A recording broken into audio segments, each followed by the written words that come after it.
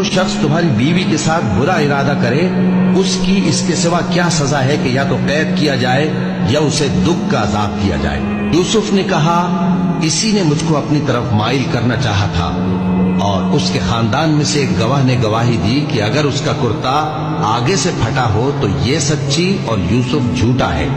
اور اگر کرتا پیچھے سے پھٹا ہو تو یہ جھوٹی اور وہ سچا ہے۔ سو جب اس کا کرتا دیکھا تو پیچھے سے پھٹا تھا،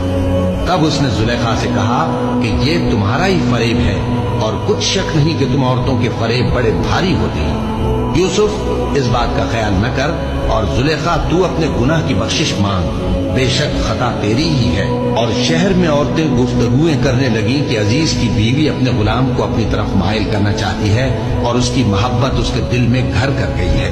ہم دیکھتی ہیں کہ وہ کھلی گمراہی میں ہے۔